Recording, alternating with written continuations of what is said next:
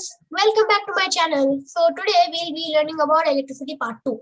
So I hope if you have actually watched part 1, I hope that you have watched it and I hope you remember parts of it. And if you haven't watched or you have forgotten about it, it's okay, as the link will be in the description below, and there will be also a tiny piece of recap, okay, the main points recap.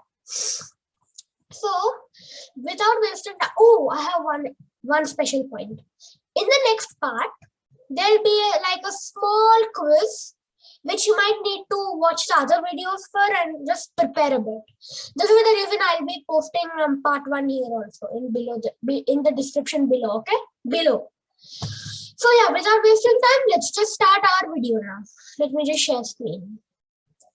1 minute.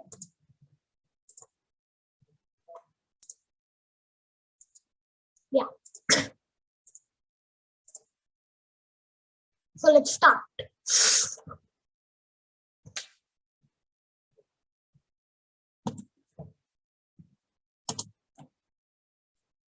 Recap of part 1. So I said we'll do a recap, right? Here it is. So I have actually made it like there should be, I think, 1 or 2 points up here, but I put this one first. Electricity is something that is used in daily life. An atom contains 3 parts known as protons, neutrons, and electrons. The electrons that are loosely held from the atom are called free electrons, which carry the charge. Now this one is mentioned. The exchange of electrons is called static current. So when the electrons are exchanged in the thing, it is called static current. Electric current is the rate of the flow of electric charge. The direction of the flow of electrons is called conventional current. Materials that allow the electric current to flow through it are called conductors of electricity. Materials that do not allow the electric current to flow through it are called insulators of electricity. Wait a minute. So, let me see.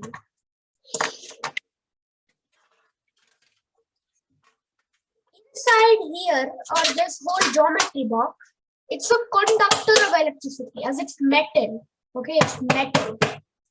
And if we have this over here, okay, this book is going to be an insulator of electricity. Sources of electricity. There are many sources of electricity, like cells, batteries, generators, power plants, etc. So a generator is like when we lose our power, we get power cuts, right? Then a generator is turned on to generate the power. So source of electricity generates back the power for a few minutes before the actual power comes back. Power plants. So we have electricity in the home. Okay, I have a tube light up there, or I have a fan up there. The power to that comes from the main. Okay, we'll be learning about main in this video. It comes to the main. But where does the electricity come to the main from? That electricity comes from the power plant. Okay, so right now we'll be learning more about cells and batteries. Okay, an electric cell. An electric cell is a device which converts the chemical energy into electrical energy. Okay, it converts the chemical energy into electrical energy. So as soon as the chemical energy runs out and everything is converted to electrical energy, the battery runs out for the cell. Okay, there are 2 terminals on a cell: the positive terminal and the negative terminal. A cell is used to operate devices such as a torch, toy, remote control, watch, calculator, radio, etc. There are 2 types of cells: primary and secondary. Information about the primary and secondary cell will be in the next slide.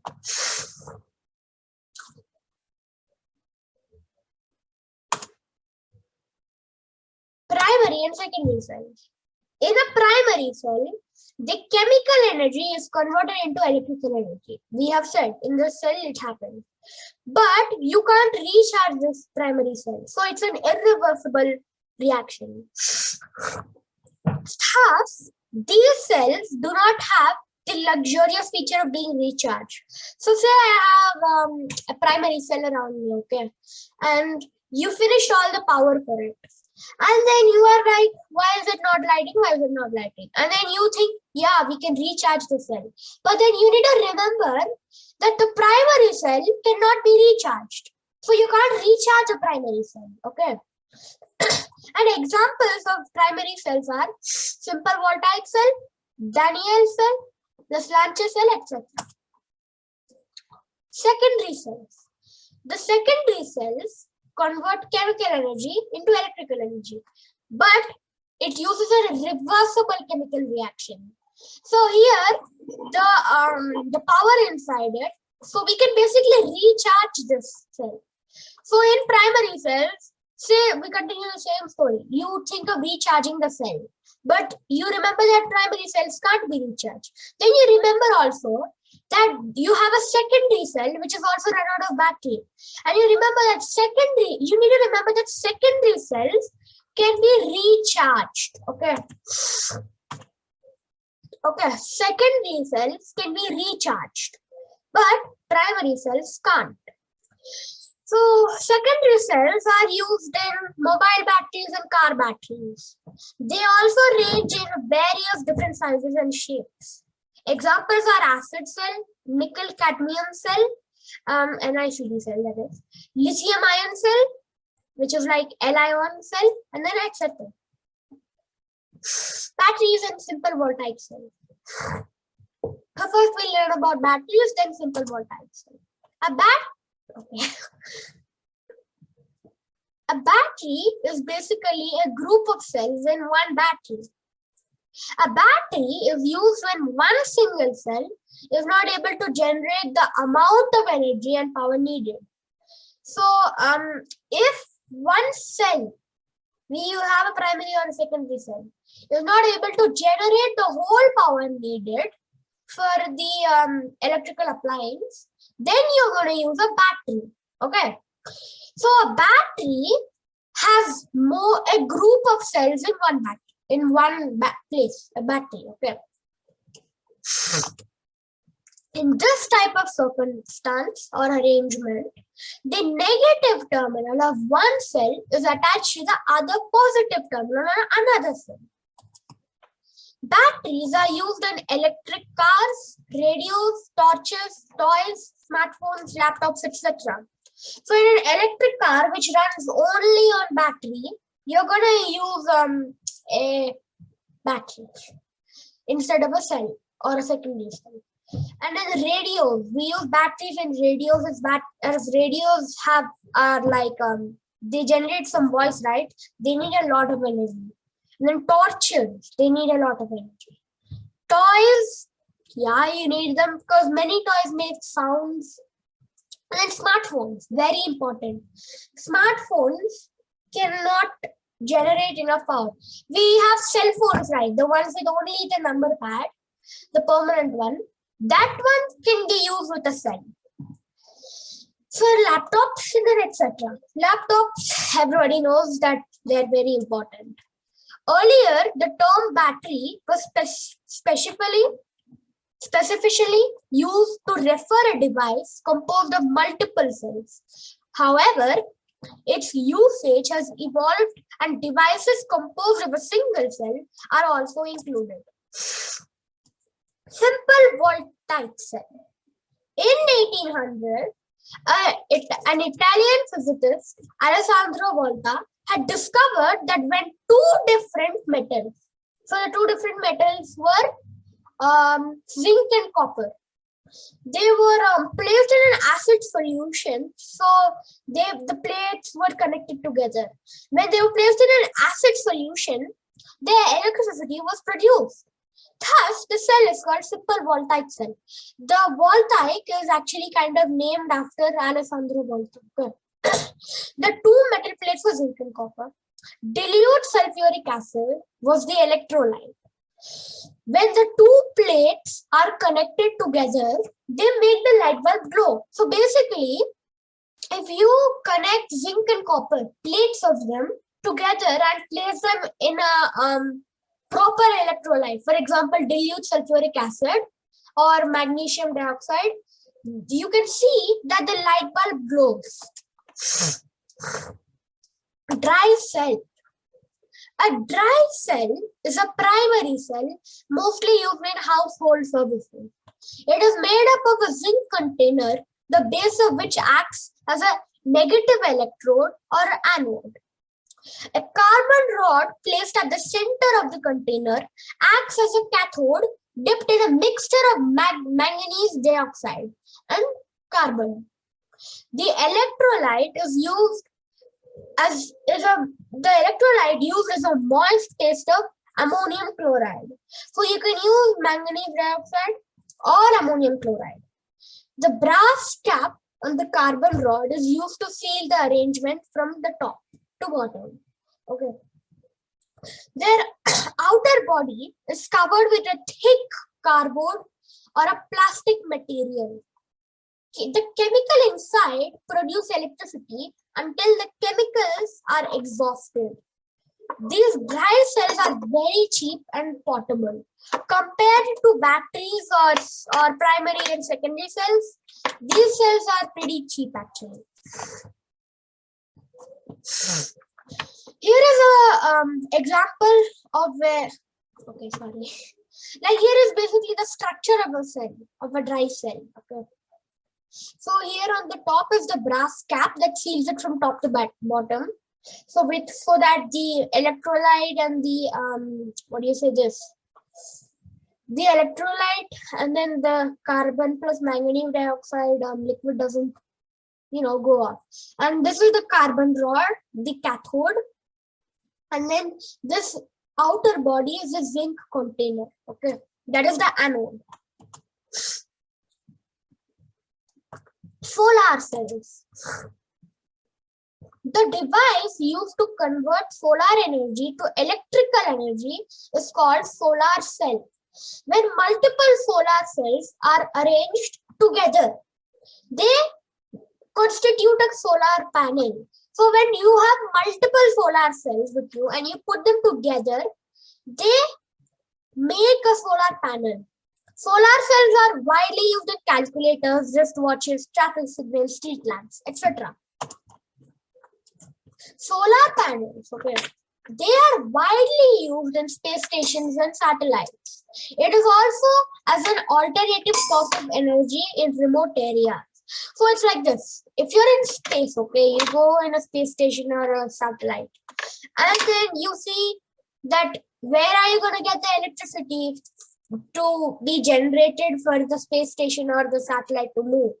That is the reason satellites are equipped with a solar panel, 1 or 2 solar panels on them, so that they can be the power can be generated from the sun. Solar means sun. So that's the reason. And in space stations, there are kind of more than 1 solar panels on both of the satellites and space stations, so that they can get the energy from the sun. Okay. Earlier, solar cells were very expensive. Okay, it was a very high price, but its price has reduced considerably with the advancement of science and technology. So this is how a solar panel looks, and this is how a solar cell looks. Okay. So we'll see over here that there are many solar panels over here. Okay. So we see that there are many over here. So there's one over here, one over here, one over here. So they're stacked together. And this is a solar cell. Okay. Main supply. I was telling you in the beginning, right? Main supply. All the electricity that is in our home or houses comes from the mains power supply. And the power to the mains comes from the power plant. All the electricity travels through a lot of city substations and comes to our mains.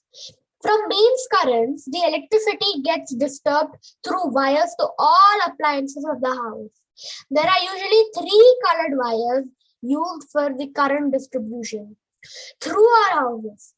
The colors are red, black, or blue. So for the black or blue, both colors are used. So blue is the new, it's like modern, and then it used to be black before, but in the modern days now it is blue, so it's new actually. And then green. So like the red wire is where the current flows, the live current. So that's the reason it is called live wire as well. The black or blue wire is the neutral wire, which provides a return path for the electric current to finish the circuit. The green wire is also called the earth wire as it protects us from getting shocks. Okay. So don't get confused between black and black. So don't think they are different wires. So this is how a main looks, okay, with all the switches over here. And here is the main wires. So here is the red one, which is the red one over here is the live wire, the one with the electricity, so the current flows in there. This green one over here is the earth wire, the safety one, and this black one is the neutral.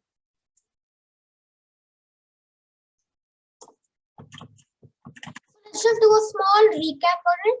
Okay, I hope that's okay. This one is not useful.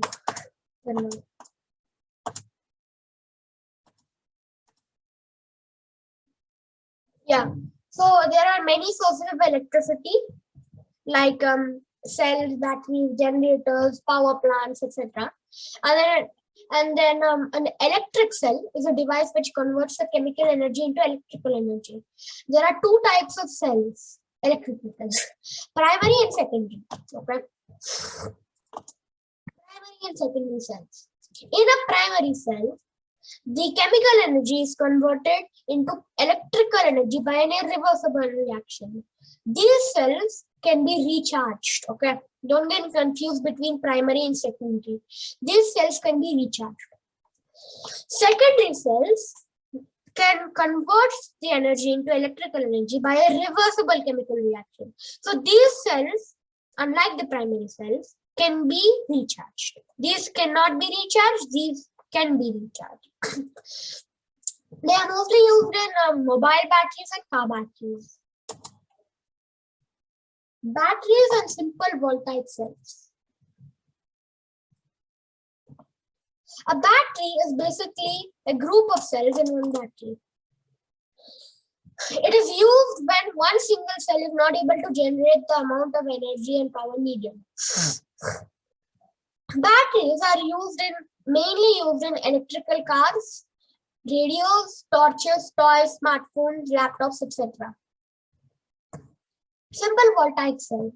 So this scientist in 1800 had discovered that when zinc and copper plates were put together, connected together and placed in dilute sulfuric acid, the 2 plates would generate electricity. So they could see that the light bulb could glow, which is very shocking.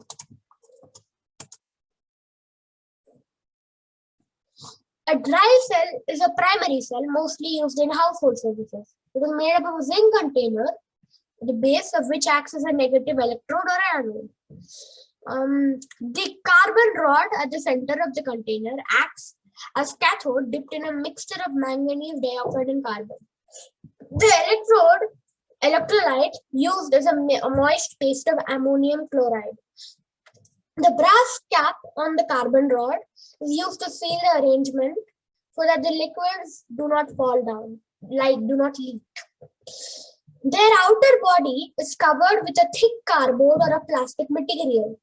Chemical inside produce the electricity until the chemicals are exhausted. Dry cells are comparably cheap and portable, so you can move them from here to there. Here is a structure, so you can take a screenshot over here, or you can pause the video and you can draw it if you want, or you can take a screenshot. Your choice. Solar cells. The device used to convert solar energy to electrical energy is called solar cell. When multiple solar cells are arranged in an integrated group, they constitute a solar panel. So here we see that they are all together, right? These constitute a solar panel.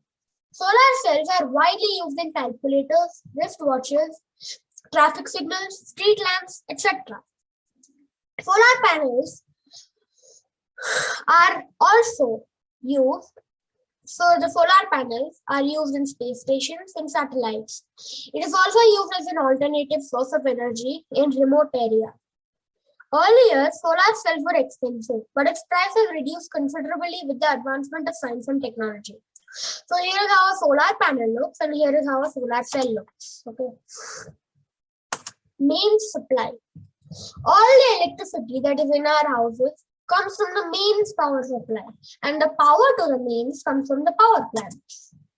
All the electricity travels through a lot of city substations and comes to our mains.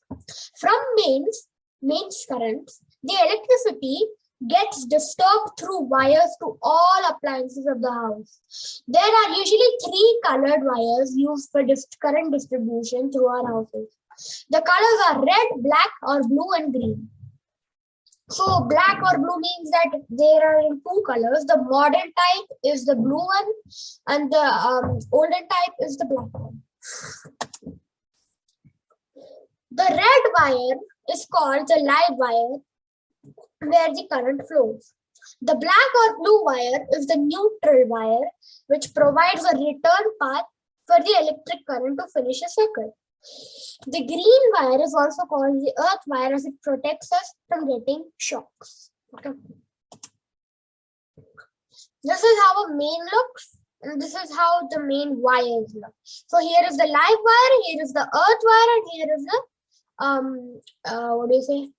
the neutral wire. So I said, right, it's in black or blue. So basically this one is a bit of an old one, so that's why it's in black, or normally nowadays it's in blue. Okay. So yeah, thanks for watching, and I hope you watch part 2, part 3, and then don't forget there'll be a short quiz in part 3. And don't forget to subscribe my channel, like this video, and ring the notification bell, and share this video to others. Okay, thank you for watching, and bye.